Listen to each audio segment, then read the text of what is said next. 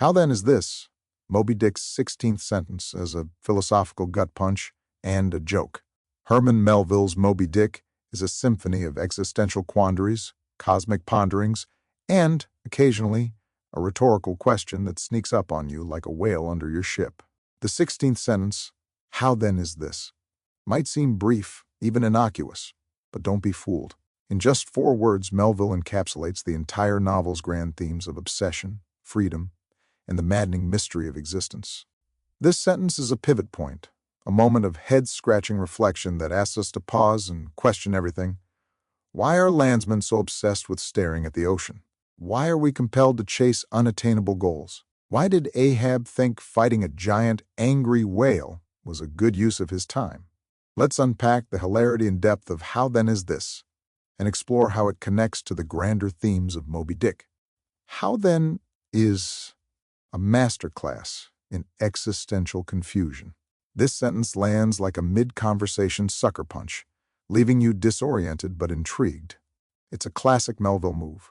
Raise a big question, provide no immediate answers, and let the reader stew in their own bewilderment. A universal question, how then is this, could apply to almost anything in life. Why the ocean mesmerizes landsmen, why Ahab can't stop chasing Moby Dick, or why Melville felt the need to include entire chapters about whale anatomy. It's a question that captures humanity's eternal state of confusion. The humor of rhetorical ambiguity.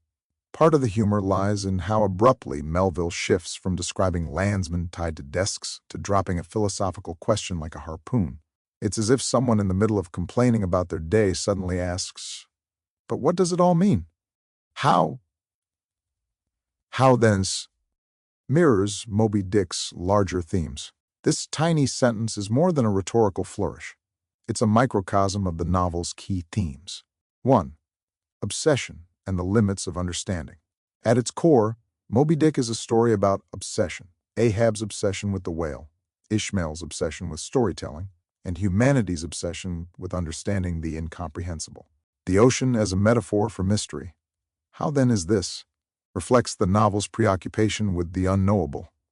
Just as the landsmen are transfixed by the ocean, humanity is mesmerized by the mysteries of existence, even when we know we'll never fully grasp them. Ahab's eternal how.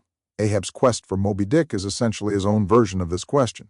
Every harpoon he throws is a furious attempt to demand answers from the universe, or, in this case, a very large, very indifferent whale. 2. Freedom versus confinement.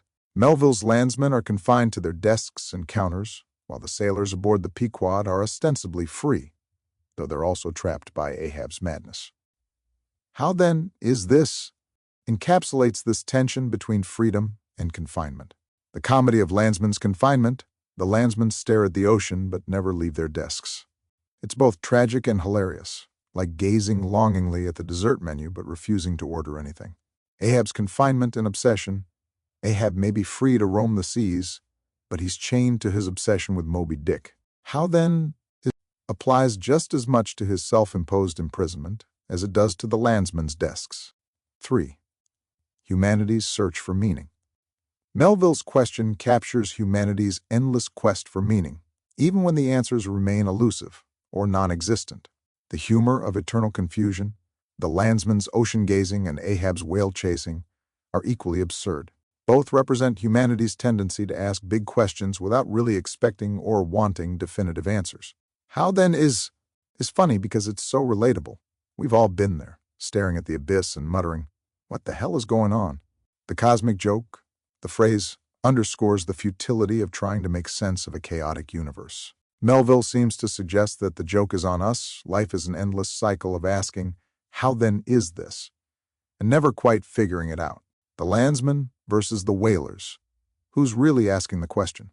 The landsmen are stuck in their routines, dreaming of the ocean but never venturing out.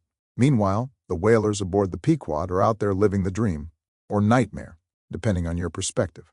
The landsman's passive how, for the landsman, how then is this, is a quiet, passive reflection. They're content to stare at the ocean, wondering about its mysteries without ever stepping foot on a ship. Ahab's furious how.